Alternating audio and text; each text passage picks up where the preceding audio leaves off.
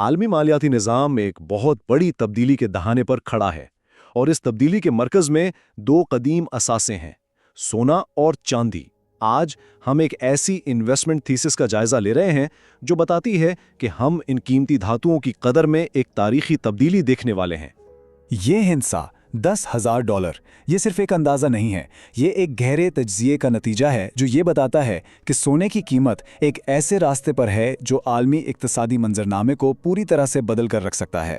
आइए देखते हैं कि ये पेशिनगोई क्यों सिर्फ मुमकिन ही नहीं बल्कि शायद नागुज़ीर भी है। मालियाती माहिर जिम रिकार्ड्स की ये जुर्रतमंदाना पेशिनगोई कोई हवा में की गई बात नहीं है। ये एक ऐसी थीसिस का नतीजा है जो दुनिया में आने वाली बुनियादी तब्दीलियों, सेंट्रल बैंक्स की हिकमत अमलियों और सप्लाई और डिमांड की हरकियात पर मबनी है। ये एक ऐसा नतीजा है जो ठोस डेटा पर बनाया गया है। अब यहाँ एक बहुत ही दिलचस्प बात है और वो है रफ्तार का हिसाब। देखिए, 3,000 से $4,000 तक जाने के लिए 33% इजाफे की ज़रूरत होती है, लेकिन 9,000 से $10,000 तक जाने के लिए सिर्फ 11% इजाफा चाहिए।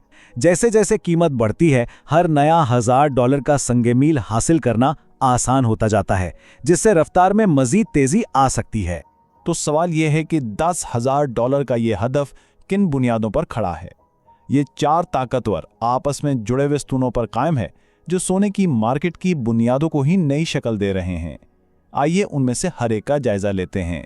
ये चार सतून कोई कलील मुद्दती रुझानात नहीं हैं, ये गहरी साख्ती कुव्वतें हैं जो सोने की मार्केट को बदल रही हैं। हम बात कर रहे हैं मरकज़ी बैंकों की तरफ से बेमिसाल ख़रीदारी की, कान-कुनी की सप्लाई में जुमूद के मुकाबले में बढ़ती हुई तलब की, इदारा जाती सरमायाकारों की तरफ से सोने को अपनाने की ज़बरदस्त सलाहियत की, और मालियाती जंग के एक नए दौर की जहां सोना ही हतमी महफूज पनागाह है। पहला स्तून 2010 के बाद से दुनिया के मरकजी बैंक जो पहले सोना बेचते थे अब मुसलसल खरीदार बन गए हैं। वो हर साल सैकड़ों मीट्रिक टन सोना अपने ज़खायर में शामिल कर रहे हैं। ये कीमत के लिए एक मजबूत बुनियाद फराहम करता है, क्योंकि मरकजी बैंक अक्सर कीमतों में कमी पर खरीदारी करते हैं, जिससे सरमायाकारों के लिए नीचे जाने का खतरा महदूद हो जाता है। दूसरा सतून सप्लाई की रुकावट है। पिछले 7 सालों से सोने की कान-कनी की पैदावार तकरीबन 4,000 मीट्रिक टन पर आकर रुक गई है। नई बड़ी कानें तलाश करना बहुत मुश्किल और महंगा काम है। जब सप्लाई महदूद हो और तलब मुसलसल बढ़ रही हो, खास तौर पर मरकजी बैंकों और उभरती हुई मार्केटों से, तो कीमत पर ऊपर की तरफ दबाव नागुज़ीर हो जाता है। तीसरा स्तून है इदारा जाती तलब की ज़बरदस्त गुंजाइश। फिलहाल दुनिया के बड़े बड़े पेंशन फंड्स, एंडाउमेंट्स और खुद मुख्तार दौलत फंड्स अपने खरबों डॉलर के असासों का सिर्फ एक बहुत छोटा सा हिस्सा यानी तकरीबन 1.5% सोने में रखते हैं। अगर ये इदारे अपनी मुख्तसिस रकम को सिर्फ 3% तक बढ़ा दें, जो कि एक माकूल कदम है, तो इससे मार्केट में सैकड़ों अरब डॉलर की नई तलब आएगी जो कीमतों को ड्रामाई तौर पर बढ़ा देगी। और चौथा सतून मालियाती जंग।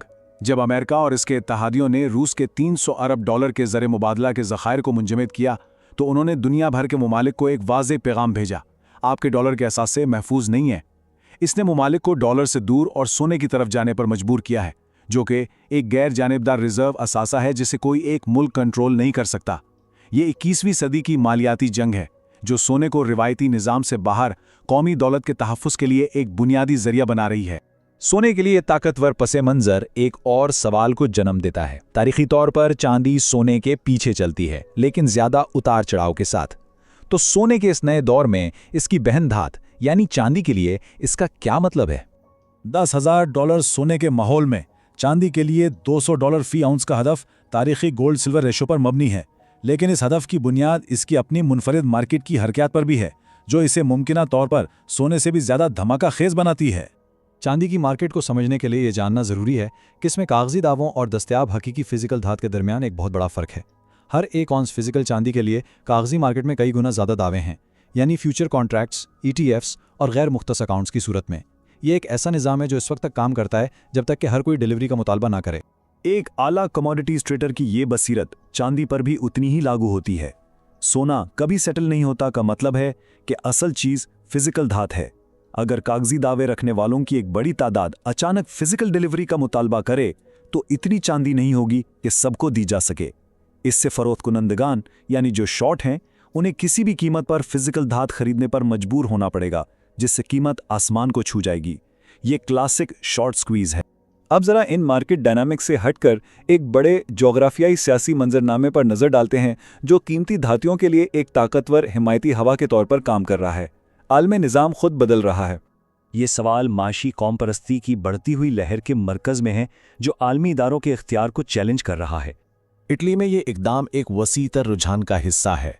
जर्मनी, हॉलैंड और तुर्की जैसे ममालिक हालिया बरसों में न्यूयॉर्क और लंदन से अपने सोने के ज़खायर को वापस अपने मुल्क ला रहे हैं।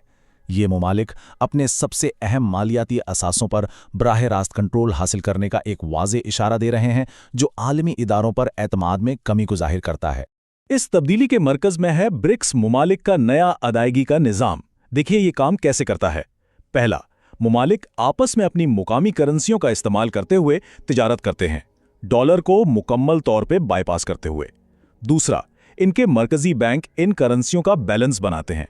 और सबसे अहम तीसरा मरहला, वक्त के साथ तिजारती अदम तवाजुन को फिजिकल सोने से तय किया जाता है। ये डॉलर के निज़ाम के लिए एक बड़ा डायरेक्ट चैलेंज है। तो जब लोग नई ब्रिक्स करेंसी के बारे में पूछते हैं तो जवाब पहले ही यहां मौजूद है, वो सोना है। इन तमाम ताकतवर कुव्वतों के हरकत में आने के साथ मरकजी बैंक की खरीदारी, सप्लाई की रुकावटें और जोग्राफियाई सियासी तब्दीलियां ये किसी भी सरमायाकार के लिए सबसे अहम सवाल की तरफ ले जाता है। क्या मौका गुजर चुका है? सोने की कीमत में हालिया इजाफे को देखते हुए ये सोचना एक दुरुस्त खदशा है कि शायद सबसे बड़ा फायदा पहले ही हो चुका हो। लेकिन कलीदी नुक्ता ये है कि जिन बुनियादी मुहर्रिकात पर हमने बात की है वो कलील मुद्दती नहीं है। ये कई सालों पर मोहित साख्ती तब्दीलियां हैं। ये एक बड़ी कीमतों की तब्दीली का आगाज है, इख्तिताम नहीं। हम कोई साइक्लिकल तेजी नहीं देख रहे बल्कि एक सेकुलर यानी एक निजामाती तब्दीली देख रहे हैं। ये हमें एक आखिरी सोच के साथ छोड़ देता है। दुनिया का सबसे होशियार पैसा एक वाज़े इक़दाम कर रहा है जो हमें उफ़ुक़ पर मौजूद ख़तरात पर गहरी गौर व फिक्र करने पर उकसाता है।